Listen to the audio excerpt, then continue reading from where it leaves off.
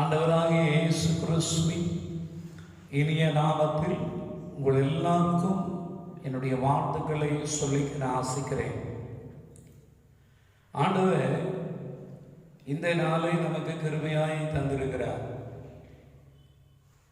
அவருடைய சமூகத்தில் நாம் சேர்ந்து வந்து அவரை துதிப்பதற்காக, அவரை ஆராதனை செய்வதற்காக இந்த நல்ல நாளை தேவன் நமக்கு கிருபையாய் தந்திருக்கிறார்.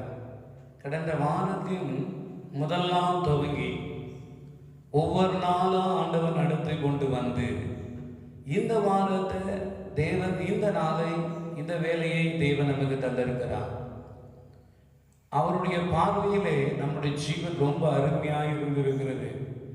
அவரை துதிப்பதற்காக, அவரை மகிமைப்படுத்துவதற்காக தேவன் தந்த நாளுக்காக நான் கர்த்தரை ஸ்தோத்திரிக்கிறேன். ஆமென், அல்லேலூயா. தேவனுக்கு மகிமை உண்டாகட்டும். நாம் எடுத்துக்கொள்ளலாம் எரேமியாவின் தீர்க்கதரிசன புத்தகம் 5ஆம் அதிகாரம் 45ஆம் அதிகாரம் 5ஆம் வசனம். எரேமியாவின் தீர்க்கதரிசனம் 45ஆம் அதிகாரம் 5ஆம் வசனத்தை வாசிக்க கேட்கலாம்.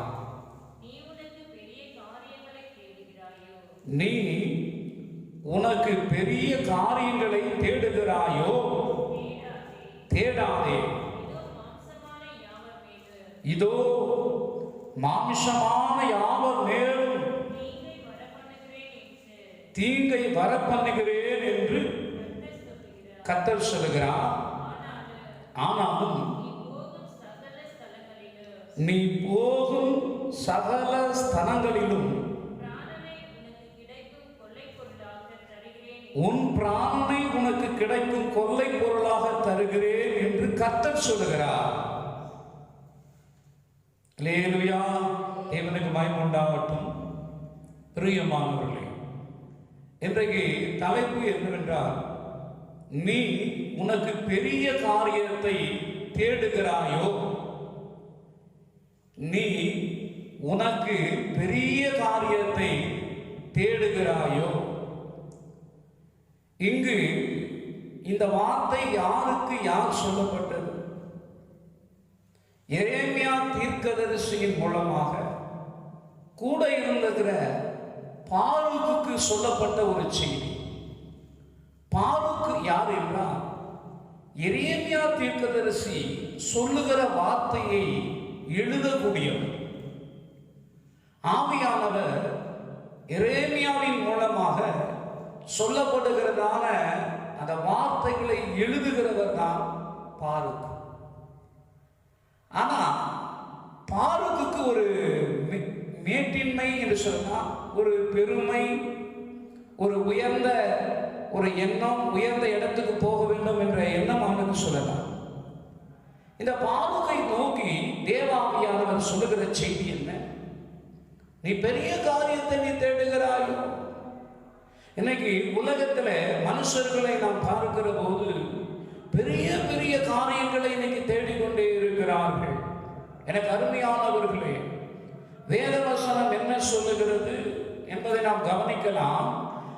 எரேமியா தீர்க்கதரிசனம் 45ஆம் அதிகாரத்துல 5ஆம் வசனம் சொல்லும்போது, நீ பெரிய காரியத்தை தேடுகிறாயா பாரூக்? நீ தேடாது.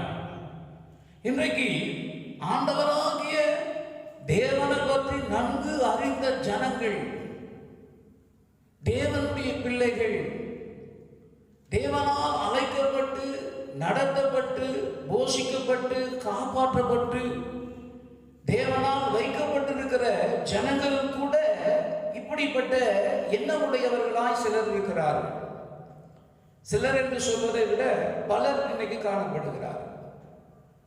என்ன வார்த்தை, எப்படி இருக்கிறார்கள் என்று சொன்னால், அவர்கள் ஐஸ்வர்யத்தை குறித்து, புகழை குறித்து, பேர் புகழை குறித்து அவர்கள் மேன்மையான காரியத்தை தேடக்கூடியவர்களாக இருக்கிறார்கள். இன்னைக்கு உலகத்துல ஒரு மனுஷன் உயர்ந்த பதவியை பிடிக்கணும், இன்னும் பேர் புகழோடு கூட நம்ம வாழணும், பொருளோடு கூட வாழணும் என்று சொல்லி இன்னைக்கு மனிதர்கள் அதை தான் தேடி நினைத்து அந்த பெருமையை நினைத்து தான் வாழ்ந்து கொண்டிருக்கிறார்கள். வேதம் அப்படி சொல்லப்படவில்லை. எனக்கு பிரியமான தேவனுடைய பிள்ளையே, இந்த பாரூக் என்கிறவர் என்னவென்றால் கர்த்தருடைய வார்த்தைகளை பற்றி, தீர்க்க தரிசனங்களை பற்றி தெரியும். கர்த்தர் எரேமியாவின் மூலமாக பல ரகசியங்களை, நடக்க போற சம்பவங்களை தேவன் எரேமியாவோடு கர்த்தர் பேசிக் கொண்டிருக்கிறார். இதெல்லாம் நன்றாக தெரியும் பாரூக்குக்கு. ஆனால் அந்த பாரூக் அதை குறித்து அவன் அதை எழுதுகிறவராய் இருந்தாலும் கூட அதை மேன்மையாக அவன் நினைக்கவில்லை. எது மேன்மை? கர்த்தருடைய வார்த்தை, தீர்க்க தரிசனங்கள், அதை மேன்மையாக அவன் கருதாமல் அவன் செய்த காரியம் என்னவென்றால் ஒரு பெரிய பேர் பெற வேண்டும், புகழ் உள்ளவனாய் ஜீவிக்க வேண்டும். இதுதான் வேதவசனத்தை வாசிக்கும் போது லூக்கா எழுதின சுவிசேஷம் 16ஆம் அதிகாரம் 15ஆம் வசனம், லூக்கா 16-15 வசனங்கள்.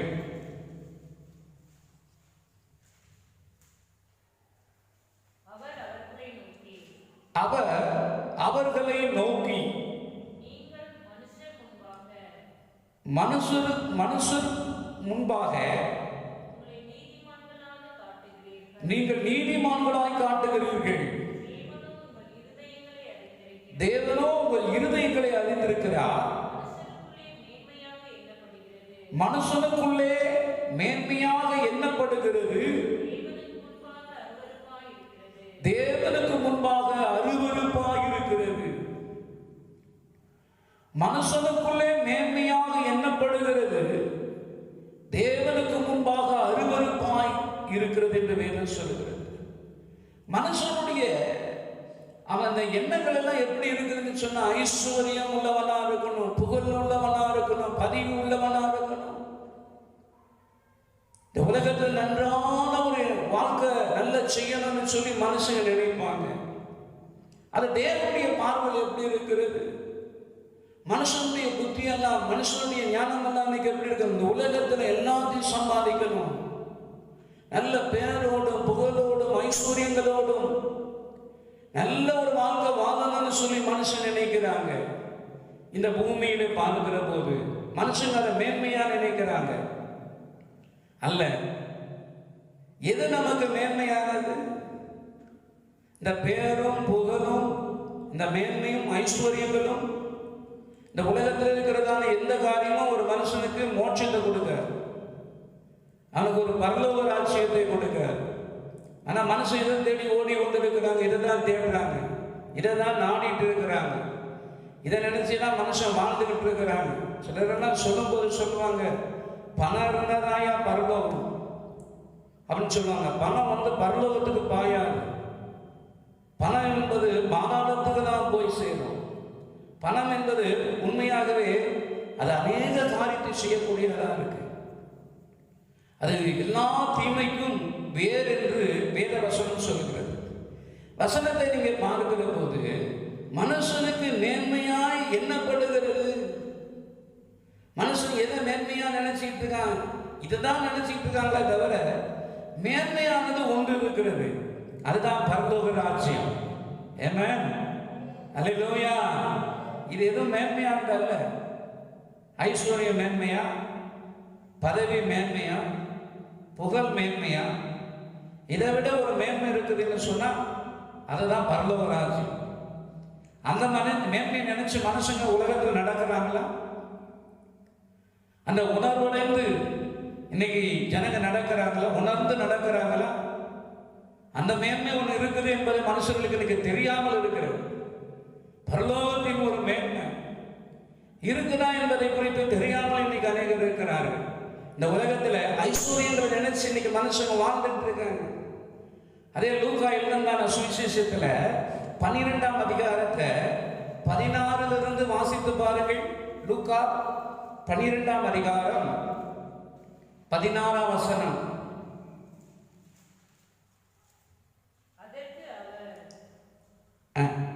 மனுஷனே 16:1-6 அல்லாமலும் ஒரு ஓமையை அவர்களுக்கு சொன்னார்.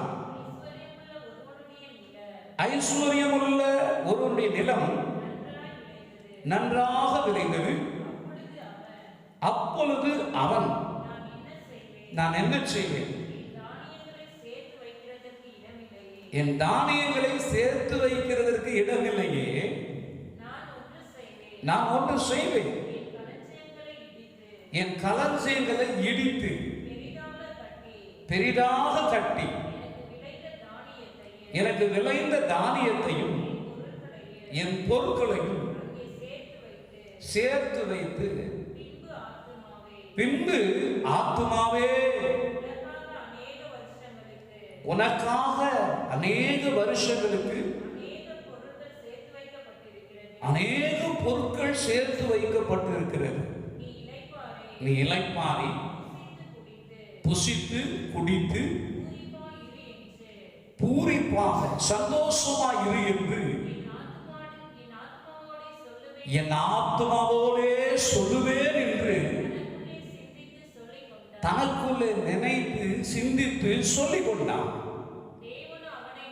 தேவனோ அவனை நோக்கி, மதிகேடனே, உன் ஆத்துமா உன்னிடத்திலிருந்து இன்றைக்கு இந்த ராத்திரியிலே எடுத்துக் கொள்ளப்படும். அப்பொழுது நீ சேகரித்தவைகள் யாருடையதாய் மாறும். இங்கே ஒரு ஐஸ்வர்யம் உள்ள ஒரு மனுஷனை குறித்து வேதாகமம் சொல்லுது.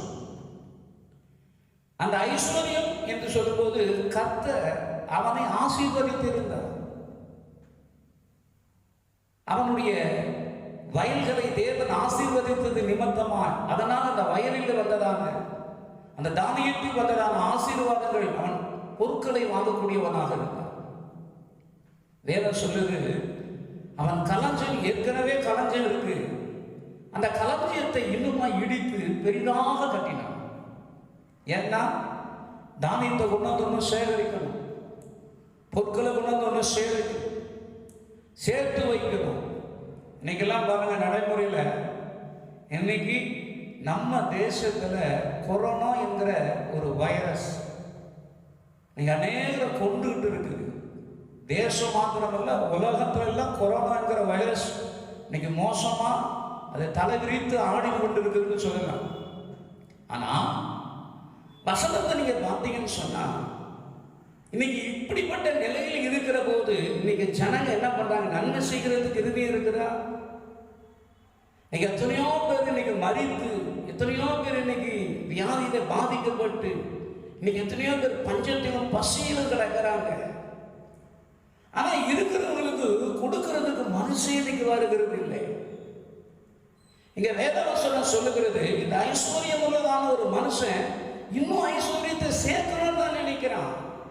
இன்னும் பொருளை சேர்க்கலாம், இன்னுமா பொருளை நாம சேர்த்திருக்கலாம் என்று சொல்லிதான் நினைக்கிறானே தவிர, அவன் இறுதியும் அதுக்கு அடுத்த காரியம் என்ன என்பதை நினைத்து அவன் அறியாமல் இருக்கிறான். அவனுக்கு மேன்மையான காரியம் என்னன்னு அவனுக்கு தெரியல. இன்னைக்கு அநேக தேவனுடைய ஜனங்க ரட்சிக்கப்பட்டு இருக்கிறாங்க, அழைக்கப்பட்டு இருக்கிறாங்க, தெரிந்து கொள்ளப்பட்டு இருக்கிறாங்க. வசனங்கள் அவங்களுக்கு நன்றாக ஆண்டவருக்கு தெரியும். ஆனா இதை மேன்மை நினைக்கிறாங்க, இதையே மேன்மை நினைச்சு ஓடிக்கிட்டு இருக்கிறாங்க மக்கள். இதை தான் தேடி தேடி ஓடுறாங்க. புகழை தேடணும், ஒரு புகழ் பெறணும், மனுஷனால புகழப்படணும், அந்த புகழ் அவனுக்கு கிடைக்கணும், ஐஸ்வர்யம் சேர்க்கணும், வீடுகளை கட்டணும், தோட்டங்கள் துறவுகளை வாங்கிக்கிட்டு இருக்கணும், திராட்சை தோட்டங்கள்ன்ற மாதிரி மாந்தோப்புகள், திராட்சை தோட்டங்கள், சைட்டுகள் வாங்கிக்கணும், என்ன ஏதாவது மதிப்பா இந்த ஊர்ல சொல்லணும். அப்படிதான் மனுஷங்க ஓடிக்கிட்டு இருக்கிறாங்க. தேவனுடைய பிள்ளைகள் அப்படி நினைச்சு ஓடாதீங்க, பணாசையை நினைச்சு ஓடாதீங்க, ஐஸ்வர்ய மயக்கத்தை நினைச்சு ஓடாதீங்க. அது உங்களுக்கு மேன்மையானது அல்ல, அது நமக்கு மேன்மையானது அல்ல. மேன்மையானது என்று சொல்லுவானால் அதுதான் தேவனுடைய ராஜ்யம். ஆமென், அல்லேலூயா, தேவனுக்கு மகிமை. வேதவசனம் சொல்லுகிறது என்ன? இவனுக்கு ஆண்டவர் கொடுத்தா ஐஸ்வர்யம் அவனுக்கு இருந்தது, மற்றவங்களுக்கு கொடுக்கிறது இவனுக்கு மனசு இல்லை. சில பேரெல்லாம் பார்த்தீங்கன்னா இந்த பண்டிகை நாளெல்லாம் ஏதாவது வரும். இன்னைக்கு பண்டிகை நாளில் கொடுக்குற துணி எப்படிப்பட்ட துணி?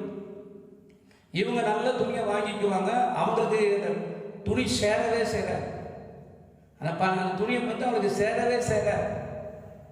அப்போது அந்த துணி வாங்கும்போது மெலிசாக இருந்திருப்பாங்க. ஆனால் அந்த ஒரு வருஷம் ஆகும்போது கொஞ்சம் மோட்டாவாகிட்டு பிறகு அந்த துணி அவங்களுக்கு சேராது. உடனே என்ன செய்வாங்க, மற்றவங்களுக்கு இது கொடுக்கலாம்.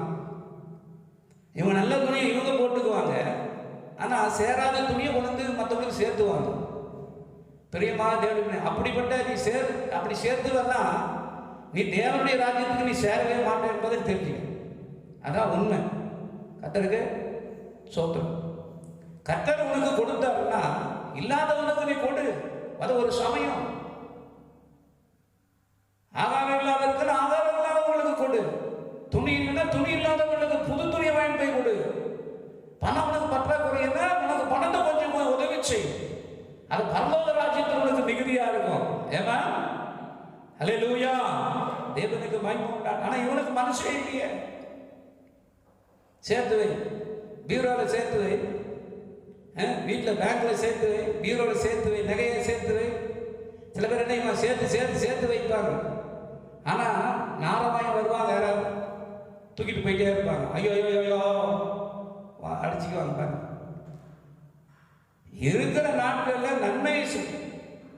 அதுக்கு ஒரு நேரத்தை தேவன் கொடுத்திருக்கிறார். முதலாவது நாம் தேட வேண்டியது தேவனுடைய சமூகத்தை.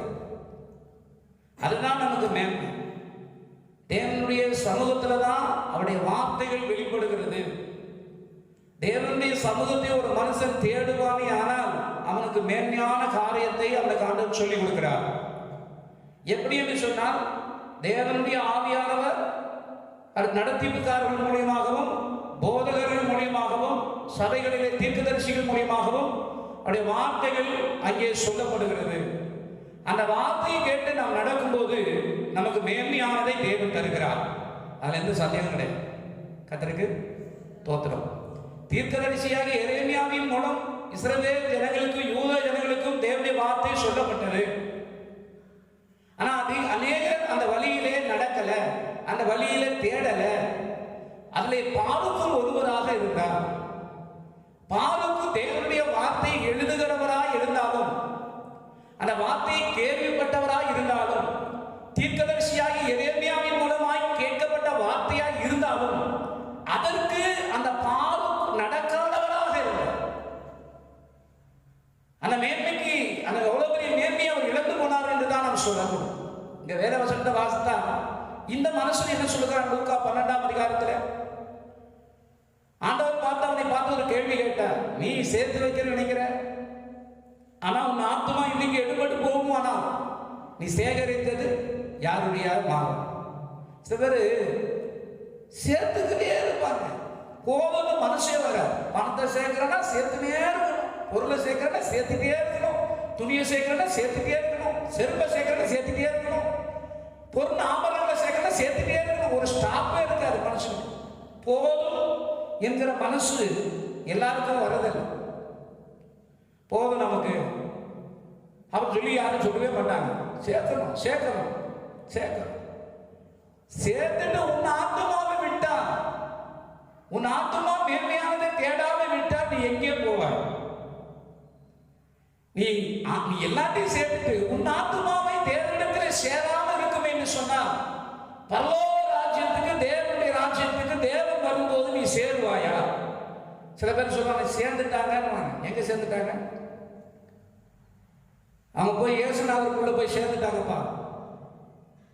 ஆனா பேர் மாத்திரம் சேர்ந்துட்டாங்கன்னு. ஆனா உள்ளதான் சேர்ந்தது அடையாளம் இருக்கும். கோயிலில் சேர்ந்துட்டாங்க, இந்த பெந்தெகோஸ்து கோயிலில் போய் சேர்ந்துட்டாங்க. என்ன சேர்ந்தவங்க ஒவ்வொரு நாளும் தேட வேண்டும். என்ன தேடணும்? மேன்மையானதை நினைத்து நீ தேடி கொண்டிரு. இந்த உலகத்தில் இதெல்லாம் மேன்மை அல்ல. கர்த்தருக்கு இது பூமியோடு முடிஞ்சிடும்.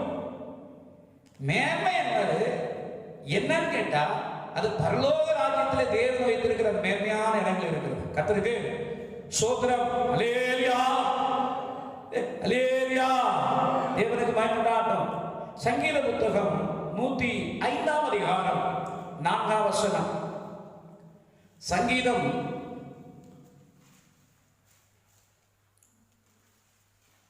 105ஆம் அதிகாரம் 4ஆம் வசனம். கர்த்தரையும் அவருடைய வல்லமையும் நாடுங்கள், அவருடைய சமூகத்தை நித்தமும் தேடுங்கள். கர்த்தரையும் அவருடைய வல்லமையும் நாடுங்கள், அவருடைய சமூகத்தை நித்தமும் தேடுங்கள். அவருடைய சமூகத்தில் நமக்கு என்ன கிடைக்கும்? அவருடைய வார்த்தை கிடைக்குது. ஆண்டவர்கிட்ட வந்தா ஆண்டவர் பேசுகிற பரலோகத்துக்குரிய வார்த்தை, சமாதானத்துக்குரிய வார்த்தை, ஆறுதலுக்குரிய வார்த்தை ஆண்டவரிடத்தில் இருக்கிறது. ஒரு மனுஷன் ஆண்டவருடைய எதுக்கு கோயிலுக்கு வராங்க? எதுக்கு தேவனுடைய சமூகத்துக்கு வராங்க? அங்க போனா நமக்கு ஆறுதல் கிடைக்கும். எப்படி ஆறுதல் கிடைக்கும்? அங்க போனா நமக்கு ஒரு சமாதானம் கிடைக்கும். அங்க போனா நமக்கு ஒரு நிம்மதி கிடைக்கும். அங்க போனா ஆண்டவர் பேசுவார். எப்படி ஆண்டவர் பேசுவார்? ஆவியானவர் அங்க வைத்திருக்கிற போதகர்கள் வழியாய், பரிசுத்தவான்கள் வழியாய் ஆண்டவர் அங்கே பேசும்போது ஆண்டவருடைய வார்த்தைகளை கேட்டு ஒப்பு கொடுக்கிற போது ஒரு சமாதானம் உண்டாகிறது. ஆமென், அல்லேலூயா. வசனம் சொல்லுகிறது பாருங்க. வேதத்தை நீங்க இன்னும் படிச்சீங்கன்னா வேத வசனம் சொல்லுகிறது. லூக்கா சுவிசேஷத்துல 10ஆம் அதிகாரத்துல 41, 42 வசனங்களை நீங்க வாசிக்கும் போது வசனம் என்ன சொல்லுகிறது என்றால், இயேசு கிறிஸ்து அந்த இஸ்ரவேல் நாட்டில் இருந்த நாட்கள் அவர் பல இடங்களுக்கு அவர் ஊழியத்தை செய்து கொண்டிருந்தார். கிராமங்களுக்கு போனார், பட்டணங்களுக்கு அவர் ஊழியத்தை போய் செய்ய போனார். அந்த சமயத்தில் தான் இயேசு கிறிஸ்து ஒரு கிராமம், ஒரு ஊர் வழியாக போகும்போது ஊரிலே இயேசுவை ஏற்றுக்கொண்ட ஒரு ஸ்திரியை குறித்து வேதம் சொல்லுகிறது. அவர் எல்லாருக்கும் தெரியும், தேவனுடைய பிள்ளைகளுக்கு மார்த்தாள் என்று. மார்த்தாள் இயேசுவை வீட்டில் ஏற்றுக்கொண்டார். இயேசுவை மார்த்தாள் வீட்டில் ஏற்றுக்கொண்டு இயேசுவை விட்டு அவள் போய் பல பல காரியங்களை செய்வதில் ஆவல் உள்ளவளாக இருக்கலாம். சில பேரெல்லாம் பார்க்கும்போது இன்னைக்கு பாஸ்டர்ஸுங்க வீட்டுக்கு வந்துட்டாங்கன்னா அவங்கள உட்கார வச்சுட்டு எங்கே ஓடிடுவாங்க? முதல்ல கடத்தலுக்கு ஓடிடுவாங்க. எதுக்கு? பாஸ்டர் கொக்கா கோலா குடிப்பார், பெப்சி கொடுப்பாரு, அப்புறம் பப்ஸு சாப்பிடுவார், சிப்ஸு சாப்பிடுவார். ஓடி அந்த கடை பார்ப்பாங்க, இந்த கடை பார்ப்பாங்க, 2 கடையும் மூடிட்டுக்கும், 3ஆவது கடை தேடிட்டு வருவாங்க. பாஸ்டர் ஒரு அதிகாரமாக பைபிள் படித்து திருப்பிடுவார். அந்த அம்மா அப்போ தான் வரும். அப்போ வந்துட்டு என்ன பண்ணுன்னா, இப்படி வந்துட்டு, ஐயா எங்கெங்கோ அலைஞ்சேன், உங்களுக்காக என்ன வாங்கிட்டேன்? இந்த சிப்ஸையும் பப்ஸையும் வாங்கிட்டேன். பாஸ் என்ன செய்வார்? சிப்ஸி பாஸையும் அது சில பாஸ் நான் சொல்லி எல்லாம் பாஸ் சொல்லல, ஆனால் எல்லாத்தையும் என்ன செய்வாங்க? அது சாப்பிட்டுமா தோற்றுறோம், ஜோம் பண்ணலாமா தோற்றுறோம். அது சிப்ஸி பப்ஸி சாப்பிட்டு 1 மணி நேரம் அங்கே உட்காந்துருப்பாரு, எழுந்து பாட்டுக்கு வந்துடுவார். ஒரு பாஸ் வந்தாருன்னா, நீங்கள் சிப்ஸு பப்ஸ் எல்லாம் வாங்குறது முடிஞ்சா முன்னாடியே வாங்குங்க, இல்லை வாங்காமல் விட்டுருங்க. ஆனால் அவர் வரும்போது அவர்கிட்ட என்ன கடவுள் பேசுறாரு அதை கேளுங்க. அதை கேட்காம நீங்க சிப்ஸுக்கும் பப்ஸுக்கும் நேரத்தை 1 மணி நேரம் கழிச்சுட்டு அப்போதான் ஓடி வருவோம். உட்காந்து 1 மணி நேரம் வேஸ்ட் ஆயிடும். நீ அவர் வீட்டுக்கு வராருன்னா நல்ல வார்த்தையை, ஆண்டவருடைய வார்த்தையை சொல்றாரா கேளுங்க. உங்களுக்கு கொடுக்குற ஆலோசனையா புத்திமதியா கேளுங்க. அதுதான் உங்களுக்கு மேன்மையான இடத்துக்கு கொண்டு போகும்.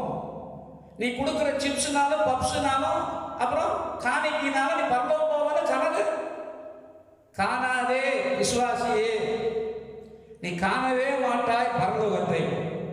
நான் பாஸ் வந்தேன், சிப்ஸ் போட்டேன், பாஸ் வந்தேன், பப்ஸ் கொடுத்தேன், பாஸ் வந்தேன், பெப்சி குடிப்பாரு, போக்குன்னு போயிடுவாரு கத்தருக்கு. அதனால பரலோகம் போக முடியாது. மார்த்தா இதைதான் செய்தார். மார்த்தாவை பாருங்கள், இயேசுவை ஏற்றுக்கொண்டவங்க மார்த்தா தான். சில பேர் இயேசுநாதர் ஏற்றுக்கிட்டது எப்படி ஏற்றுக்கிறாங்க? இயேசுநாதர் இன்னும் சித்திரத்திலோ, இயேசுநாதர் இன்னும் சிலையிலோ, இயேசுநாதர் இன்னும் சிலுவையிலோ இல்லை. சித்திரமும் கிடையாது, சிலையிலும் கிடையாது, சிலுவையிலும் கிடையாது. இயேசு கிறிஸ்து இந்த உலகத்துக்கு பாலகனாய் பிறந்து குமாரனாய் கொடுக்கப்பட்டு மரித்து 3ஆம் நாள் உயிரோடு இருந்து இன்னைக்கு ஆவியா இருக்கிறார். அவரை தொழுக செய்கிறவர்கள் ஆவியோடும் உண்மையோடும் தொழுக செய்யும் போது, கூப்பிடும் போது ஆண்டவர் நிச்சயமாய் வெளிப்படுகிறவராக இருக்கிறார். கர்த்தருக்கு ஸ்தோத்திரம். அல்லேலூயா. எந்த மாற்றம் கிடையாது. ஆனா மாத்த என்ன செய்யற? ஓடி ஓடி வீட்டில் இருக்கிறவங்க சமைச்சான். யாருக்குன்னா இயேசுநாதருக்கு. ஆனா அவனுக்கு இன்னொரு சகோதரி இருந்தாலும் இந்த வேதம் சொல்லுது, அவன் மரியாள்.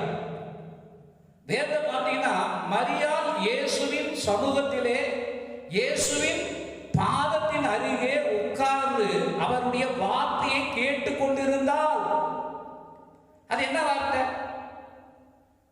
சில பேர் வீட்டில் வாக்கா, வா மாமா, வாங்க, வாப்பா, வாட்டாடி, வாங்கங்கள் கூப்பிடுவாங்க. உட்கார்ந்து கரகரையா கரைப்பாங்க. அது என்ன கரை? வீணான கரை. வீணர்களை போல பேசுவாங்க. சில பேர் டைம் பாஸ் பண்றதுக்காக இன்னொருத்தருக்கு கொண்டு வந்து நிக்க வச்சு பேசுவாங்க. ஒரு ஆளை கொண்டு வந்து நினைச்சிட்டு பேசிட்டு இருப்பாங்க. வீணான கதையை பேசுவாங்க. ஏசு வீணான கதையை பேசல. சில பேர் எழுதிவாங்க, ஊழியக்காரர் வீட்டுக்கு போயிட்டா கதையா உங்க வீட்டுக்காரர் எங்க போனாரு, உங்க பிள்ளை எங்க போச்சு, அவங்க நீங்க எவ்வளவு சம்பளம் சம்பாதிக்கிறீங்க, எங்க வேலை பண்றீங்க, அது இது லொட்டு லொஸ்ட் இதெல்லாம் கேட்பாங்க. இது ஒரு ஊழியக்காரருடைய வேலையா? நீ போனது என்ன? அந்த வீட்டுக்கு எதுக்காக போன?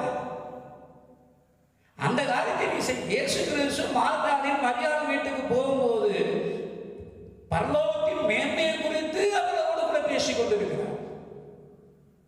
அதான் இயேசு சொன்னா, மார்த்தாளே, நீ பல காரியங்களை குறித்து நீ கவலைப்படுற, கலங்குற, குழம்புற, டென்ஷன் ஆகுற. அது முக்கியமானதல்ல, தேவையானது ஒண்ணு. மரியாள் தன்னை விட்டு எடுபடாது இருக்கிற நல்ல பங்கு. நீ நல்ல காரியத்துக்காக செய்யற சமைக்கிறது, நான் இன்னும் கொஞ்ச நேரம் கூட வசனங்களை கேட்டுட்டு ஜோம் பண்ணிட்டு சமைச்சு சாப்பிடலாம்.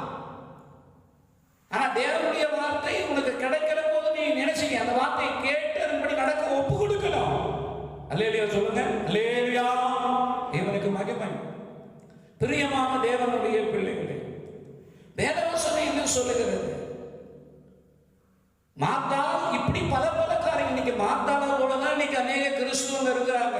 பல காரியங்களையும் ஐஸ்வர்யங்களையும் புகழையும் சொத்து பத்துகளையும் தேடி சம்பாதித்து வைக்கிறாங்க. கேட்ட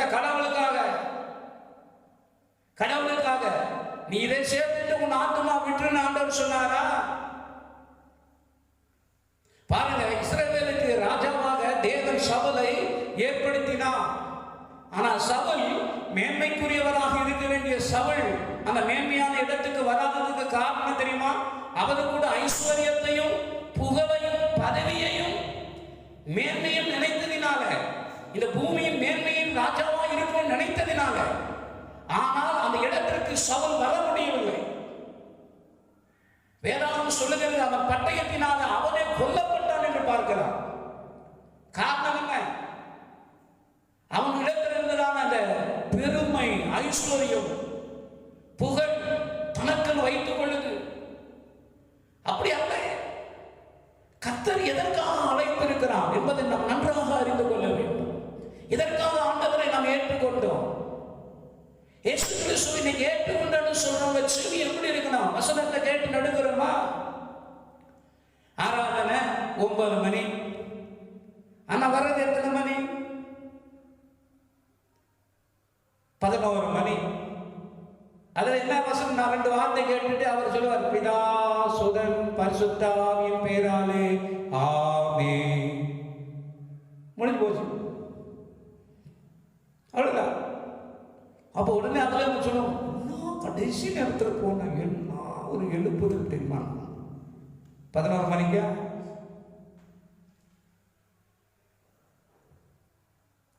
11 மணிக்கு தான். எத்தனை மணிக்கு தேட்டருக்கு? ஆனால் ஒன்று சினிமா தேட்டருக்கு, ரேஷன் கடைக்கு, டிக்கெட்டுக்கு எங்க போ ஓடுறத பாய்ப்பா. ரேஷன் கடையில் போய் நிற்கிறத எத்தனை மணிக்கு? சீமான அவங்க ஊத்துற சீமான் வந்து 10 மணிக்கு போகும். ஆனால் என்ன செய்வாங்கன்னா, 10 மணிக்கு சீமான் ஊற்றுனாங்கன்னா 4 மணிக்கு போயிட்டு வச்சிருப்பாங்க. சின்ன சின்ன கல்லுகளை வச்சிருப்பாங்க லைனா. ஏன் கேட்டால் லைனாக கல்லை வச்சுட்டு போய் ஏன் கல், ஏன்னா அவங்க ஊத்துறவங்க சீமான ஊத்துறவங்க வருவாங்க, ஒரு 10 மணிக்கு வந்து ஊற்றுவாங்க, அவங்க காத்துட்டு இருப்பாங்க. ஆனால் அது அவ்வளோ வச்சுட்டு பிறகு சீமான ஊத்துறவங்க நினைச்சுவாங்க, ஆமாம் இன்னைக்கு 50 பேர் சீமான ஊற்றி தீர்ப்பு வச்சு அவ்வளோ காத்து அதோட விட்டுறாங்களா? அடுத்த நாள் மறுபடியும் அதே மாதிரி 4 மணி, அடுத்த நாள் ஒரு 4 மணி. இப்படிதான் ஒரு மனுஷன் போய் அதுக்காக காத்து இருக்கிறான். ஒரு ரேஷன் கடையோ இல்லை ஏதோ ஒரு ஒன்று மெடிக்கலோ இல்லை ஒரு ஹாஸ்பிட்டலோ, இன்னைக்கு மனுஷன் அதற்கெல்லாம் காத்து இருக்கிறான். இந்த உலகத்துல என் சரீரம் நல்லா இருக்கணும், நாங்க நல்லா இருக்கணும். ஒரு மனுஷனுடைய ஆத்மா எங்கே போகும்? ஒருவேளை மனுஷனுடைய ஆத்மா நீங்க ஜீவனம் விடும் என்று சொன்னால் ஜீவன் அவனை விட்டு எடுபட்டு போகும். ஆனால் அந்த ஆத்மா எங்கே போகும்? அவன் யாரை அறிந்து கொள்ள வேண்டும்? அவன் எப்படிப்பட்டவனாய் வாழ வேண்டும்? என்ன அவனுக்கு வாழும்போது என்ன மேன்மை இருக்கிறது என்பதை குறித்து இன்னைக்கு அநேக ஆத்துமாக்கள், அநேக ஜனங்கள் இன்னைக்கு அறியாமல் இருக்கிறார்கள். குறிப்பாக சொல்ல தேவ ஜனங்களுக்கு அந்த உணர்வு இருக்கா? தேவ ஜன ஆண்டவரை ஏற்றுக்கிட்டு சில பேர் சொல்லுவாங்க, என்கிட்ட பாரு கையில இயேசுநாதர் இருக்கிற சிலுவை இல்லையா, சிலுவை போட்டு வச்சிருப்பாங்க. சில பேர் சொல்லுவாங்க, போட்டாலும் வந்து பாருங்க இயேசுநாதர் கூட இருக்கிற ஆட்டுக்குட்டி தூக்கிட்டு இருக்கிற இயேசுநாதர் அப்படியா இருக்காரு.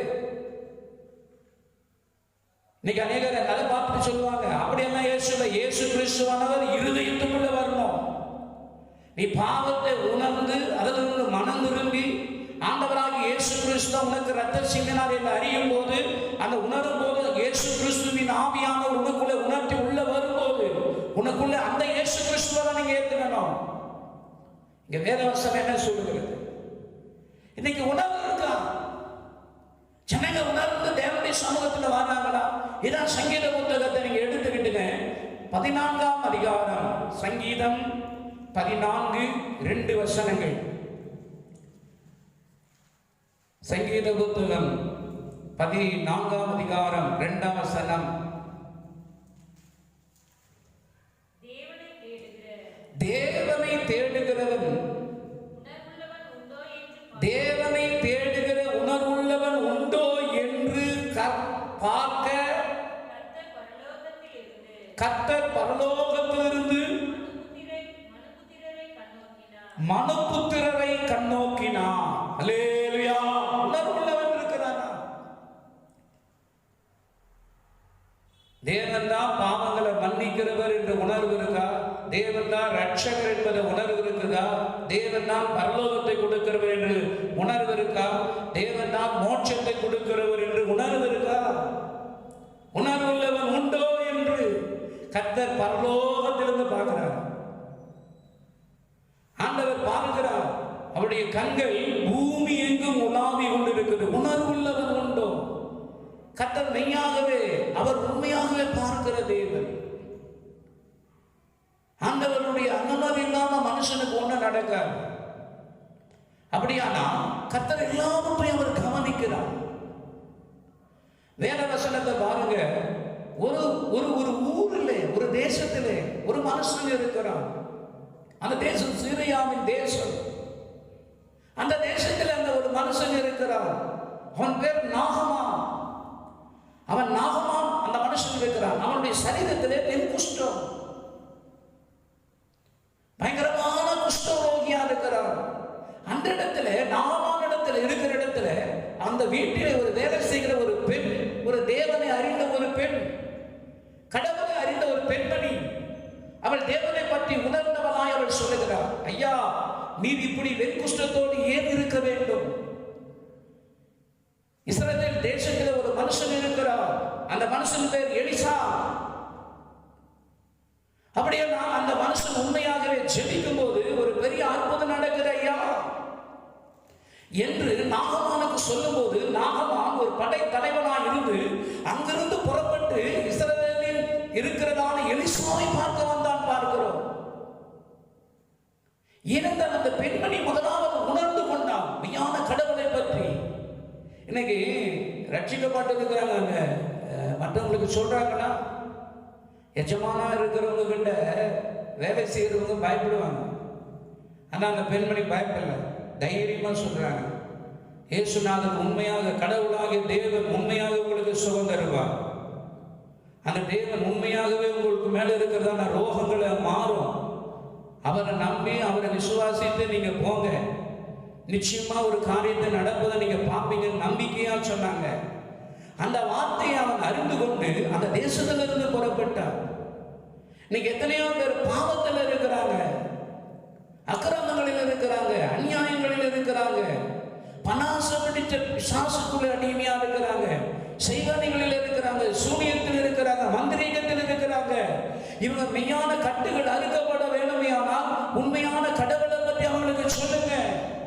அவங்க சமாதானத்தோடு இருக்க வேண்டாமா? அந்த பெண்மணி சொன்னாங்க, அந்த பெண் சொன்னாங்க, தைரியமா சொன்னாங்க, எஜமா என்ன சொன்னாலும் பரவாயில்ல, மெய்யான ஒரு கடவுள் இருக்கிறார். அந்த வார்த்தையை கேட்டு என்ன செய்தார்? நாகமான் எழுந்து புறப்பட்டு வந்தார். ஆனா அந்த சொல்லப்பட்ட சம்பவம் என்னன்னு கேட்டீங்கன்னா, எலிசா சாதாரணமா சொல்லி முடிச்சுட்டார். என்ன ஒரு வார்த்தை சொன்னார்னா, ஒரே ஒரு வார்த்தையை சொன்னார். ஆனா அந்த வார்த்தை அந்த நாகமானுக்கு அரிதாக இருந்தது. என்ன வார்த்தை? யோர்தான்ல நதி ஓடிக்கிட்டு இருக்குது, இஸ்ரவேல் தேசத்துல யோர்தான் நதி போயிட்டு இருக்குது. உடனே அவர் சொல்றாரு, நீ 7 முறை போய் என்ன செய்யுங்க, முழுகு. அவருக்கு ஒரே கேள்வி, என் தேசத்துல தண்ணி பார்த்தா கண்ணாடி மாதிரி தண்ணி போயிட்டு இருக்குது, அவ்வளவு கிளியரா இருக்கு. யோர்தான் நதி அவ்வளோ சகதியா இருக்குது, அந்த நதியில் நான் போய் முழுகட்டுமா? ஆனா எலிசாவின் வார்த்தையை கேட்ட அந்த நாகமா அந்த வார்த்தைக்கு ஒப்பு கொடுத்தார். அவர் மேல இருந்த வெண்குஷ்ணம் மாறி அவர் சரீரம் மாத்திரம் இல்லை, மனசுக்குள்ள ஒரு சமாதானம். ஏமா அல்லேலூயா. ஆண்டவருடைய வார்த்தையை கேட்டாலே மனசுக்கு என்ன வரும்? சமாதானம் வரும். அப்படின்னா குத்துது, எரிச்சல் அடையுதுன்னா, நீ உங்களுக்குள்ள தேவனுடைய வார்த்தை குத்துதுன்னா உன்னை கிளியர் பண்ணுதுன்னு நினைச்சுக்க. ஆண்டவருடைய சமூகத்தில் வந்து ஒரு வார்த்தை குத்துது. சில பேர் என்ன சொல்லுவாங்கன்னா, அந்த பாஸ்ட் என்ன பார்த்து தான் குத்தி குத்தி பேசுற, உன்னை பார்த்து இல்லைங்க. ஒருவேளை உனக்குள்ள அது குத்தப்படுதுன்னா நீ ஏற்றுக்கொள், அதை உன்னை சுத்தமாக்கும், உன்னை சமாதானப்படுத்தும். ஒரு மருத்துவர் உன் கட்டி, உன் சரீரத்தில் ஒரு சிறிய ஏதோ ஒரு கட்டி சூடு கொப்பாக இருக்குன்னா அதை சுத்தம் பண்ணணும்னா என்ன செய்வாங்க? அதை குத்தி கிழிச்சு அதை சுத்தம் பண்ணலாம். சுத்தம் பண்ண போகும்போது தான் அதுக்கு சுகம் கிடைக்கும், இல்லாட்டாலும் ஆரோக்கியம் கிடைக்காது. சில பேர் நான் கட்டியோட போனப்போ அது பெருசாகி அதிகரிக்கும்னா நாரும். சில பேர் சொல்லுவாங்க, அந்த பாவத்தோடு போவாங்க, உணராம இருப்பாங்க, மனம் திரும்பாம இருப்பாங்க, அறிக்கை பண்ணாம இருப்பாங்க, வசனங்களை கேட்டு ஒப்பு கொடுக்காம போவாங்க. எவ்வளவு தூரம் ஓட போவாங்க சொல்லுவாங்க. சொல்லும்போது சொல்லுவாங்க, ஓனா என்று ஓட்டம் வந்து வேலி வரையும் தான் இருக்குமா. ஓனா எவ்வளவு தூரம் ஓடும்? வேலிக்கு ஓடும். வேலியிலிருந்து என்ன செய்வோம்? ஒரே கல்லால் அடிச்சு சாவடிப்போம் அப்படிமா. அதுபோல மனுஷன் இன்னைக்கு என்னவோ ஓடிக்கொண்டு இருக்கிறார். முடிவு எப்படிப்பட்டதா இருக்குது என்பதை நாம் ரொம்ப விளங்கிக் கொள்வோம். எனக்கு அருமையான தேவனுடைய பிள்ளைகளே, அவர் ஒரு பெரிய காரியத்தை தேவன் செய்ய வல்லவராக இருக்கிறார். விசுவாசிக்கிறீங்களா? அல்லேலூயா. தேவன் நிச்சயமா செய்வார். அவர் வார்த்தைக்கு நாம் கீழ்ப்படுகிற போது, அதை ஒப்பு கொடுக்கிற போது நிச்சயமா தேவன் செய்வார் என்ற நம்பிக்கையாக, இந்த நம்பிக்கை வீண் போவார். கர்த்தர் எந்த நிலையில் இருந்தாலும், உங்கள் சரீர நிலையோ, உன் ஆத்மாவின் நிலையோ, உன் ஆவியின் நிலையோ, நீ எந்த நிலையில் இருந்தாலும் கர்த்தர் அதை மாற்றுவார் என்பதை உணருங்க. ஏனென்றால் எல்லா மனுஷனுக்காகவும் ரத்தம் சிந்தினவர் கடவுளாகிய தேவன். ஆமென். கடவுளாகிய ஆண்டவராகிய இயேசு கிறிஸ்து ரத்தம் சிந்திருக்கிறார். அவர் பரிசுத்தமான ரத்தம்.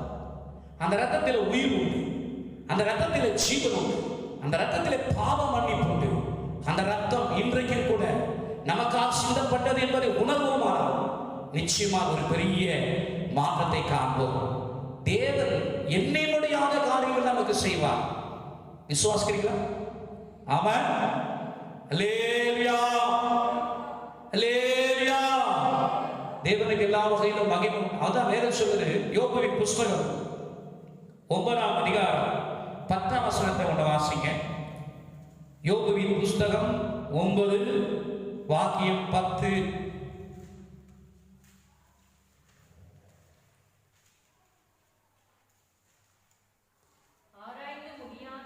ஆராய்ந்து முடியாத பெரிய காரியங்களையும்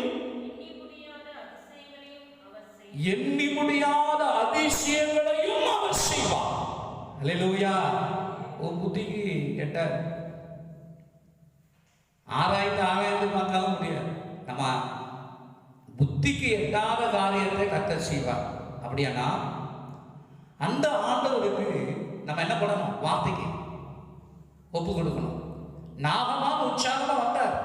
சில பேர் சொல்லும்போது சொல்லுவாங்க, நான் உற்சாகமா கோயிலுக்கு வந்தேன், என்ன பார்த்து அந்த பாஸ் இப்படி பேசிட்டாங்க. கோயிலுக்கு எதுக்கு வருவாங்க? சமாதானத்துக்கு, நிம்மதிக்கு, ஆறுதலுக்கு, ஆசீர்வாதத்துக்கு.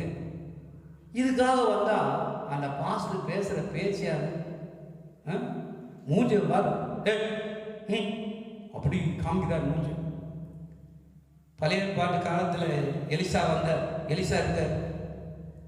ஆனால் அந்த மனுஷன் இருக்க இவர் பெரிய படதளபதி நாகமா. அங்கே வருகிற ஜனங்களோடு குதிரைகளோடு குதிரை வீரர்களோடு வந்திருப்பார்.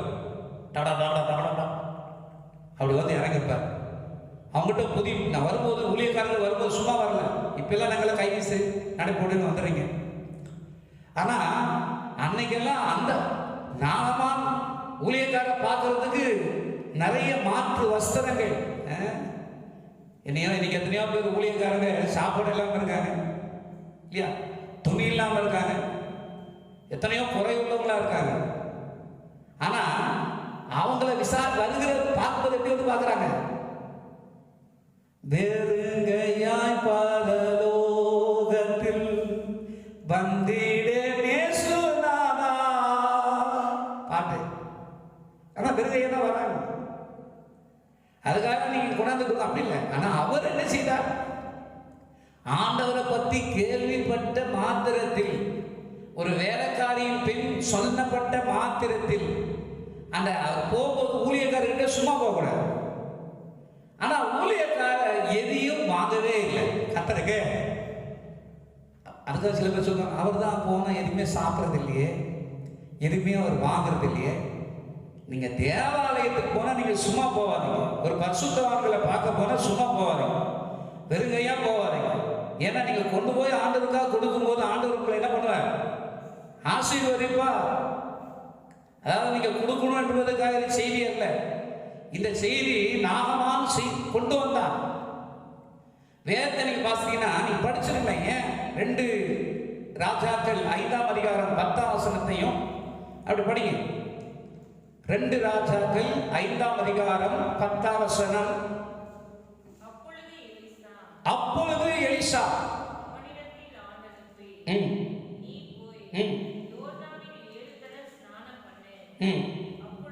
அப்பொழுது உன் மாமிசம் மாறி சுத்தமாவா என்று சொல்ல சொன்னார். அதற்கு நாகமா என்ன வந்துச்சு அவருக்கு? இன்னைக்கு விசுவாசிகளுக்கெல்லாம் ரொம்ப கோபம். என்ன கேட்டா, நான் சம்டைம் என்ன செய்வேன், நான் பேசவே மாட்டேன். ஏன்னா கீழே இருக்கிற ஊழியக்காரிகிட்ட நான் சொல்லிடுவேன் செய்தியை. ஆனால் அவங்க என்ன நினைப்பாங்கன்னா, அந்த ஊழியக்காரி சொன்னா நாம போயிருந்தோமா, அவங்க கூப்பிட்டா நான் போய் நின்றுடணுமா? அவங்க கர்த்தருடைய சர்வெண்ட்டுங்க, ஊழியக்காரிங்க. முதல்ல அந்த வார்த்தைக்கு கொஞ்சமாவது கனம் கொடுங்க. ஊழியக்காரர்களை கனம் பண்ணுங்க. சில பேர் கனம் பண்றது வந்து எழுந்து நின்று குச்சி அப்படி அல்ல. அவங்க அதுக்காக வந்திருக்காங்க. எலிசா தன்னிடத்தில் இருக்கிற ஊழியக்காரனை அனுப்பி நாகமானு கிட்ட படகலக்கன் கிட்ட பேசுகிறார். ஆனா அந்த நாகமானுக்கு கோபம் என்னன்னா, நான் போய் அவரை பார்க்கும்போது என் கையை தொடுவா, என் சரீரத்தை தொடுவா, என் பெண் குஷ்டத்தை தொட்டு என்னையே பூசி எனக்கு ஏதாவது ஒன்று பண்ணுவா அவனு சொல்லி அவனுக்கு கற்பனையா வந்திருக்கலாம். ஆனா அது எலிசா செய்யவே இல்லை. கர்த்தருக்கு தோத்திரம், அல்லேலூயா. எலிசா செய்யவே இல்லை. ஒன்னே ஒன்று சொன்னார், அப்படியே போய் யோர்தானில் முழுகுது. எத்தனை முறை? 7 முறை போய் முழுகு. சில பேர் ஞானஸ்நானத்தில் போய் முழுகுவாங்க. முழுகி இருந்தவங்க கூட சில பேருடைய சுபாவம் மாறவே மாறாது. ஆனா நாகமானுக்கு மாறிடுச்சுங்க. என்ன மாறிடுச்சுன்னா வெண்குஷ்டம் மாறிடுச்சு. சில பேருக்கு உள்ள இருக்கிற குஷ்டமே மாற மாட்டேது. அது கஷ்டம். உள்ள இருக்கிற என்ன குஷ்டம்? இருதயத்துல பார்க்கும்போது கெட்ட குணங்கள், கசப்பு, வைராகியம், ஈச்சை, பிரிவினை, சூனியம், மந்திரம் எல்லாம் மனசுக்குள்ள வச்சுக்குவாங்க. ஆனா இன்னைக்கு அநேகருடைய சுபாவம் மாறதே இல்லை. முழுங்கினவங்க தான் இன்னைக்கு முழுங்கி ஞானஸ்தானம் எடுத்துட்டேன்னு சொல்லுவாங்க. சுபாவமா இருக்கா? வேதாகம் சொல்லுது. எலிசா சொன்ன வார்த்தைக்கு அவன் உடனே கீழ்ப்படியல. அதனால மறுபடியும் இந்த சொல்லுக்கு கீழ்ப்படுகிறதுனால அவனுடைய ரோகம் மாறிடுச்சு. ஊழியக்காரங்க கண்டிப்பா சொன்னாலும் ஆவியானவர் கண்டிப்பா புத்திமதிகளோ சத்தியத்தை சொன்னா என்ன செய்யணும்? ஏற்றுக்கொள்ள வேண்டும். கர்த்தருக்கு ஸ்தோத்திரம். அல்லேலூயா. அவர் என்ன சொல்றது? அப்படி நீ சுகமாக மாட்டோம், ஆத்மா சுகமா இருக்காது. உனக்குள்ள ஒரு மாற்றங்கள் உண்டாகும். ஆண்டுடைய வார்த்தை நீ கேட்கும் போது உனக்கு மாற்றம் உண்டாகும். சும்மா உண்டாகுமா? ஆண்டுடைய வார்த்தை தான் உன்னை சுத்தம் பண்ணும், உன்னை கழுவும், உன்னை சரிப்படுத்தும். வாலிபன் தன் வழியை எதினால் சுத்தம் பண்ணுவான்? அவருடைய வார்த்தையினாலே தானே. வாலிபனுடைய வாழ்க்கை மாறணும்னா ஏதோ ராணி, கல்கண்டு, குமுதம் இப்படிப்பட்ட ஒரு புத்தகம் ஒரு மனுஷனை மாற்றாது. இது பரிசுத்த வேதாகமம். இந்த வார்த்தை தான் ஒரு மனுஷனை, ஒரு ஆத்துமாவை மாற்றும். பரலோகத்தின் மேன்மையை சொல்லிக் கொடுக்கும். அல்லேலூயா. அப்படிப்பட்ட வார்த்தைக்கு நம்மை ஒப்பு கொடுப்போம். கர்த்தர் மெய்யாகவே நம்மை ஆசீர்வதிப்பாராக. ஆமென். அல்லேலூயா. கர்த்தர் நம்மை ஆசீர்வதிப்பாராக.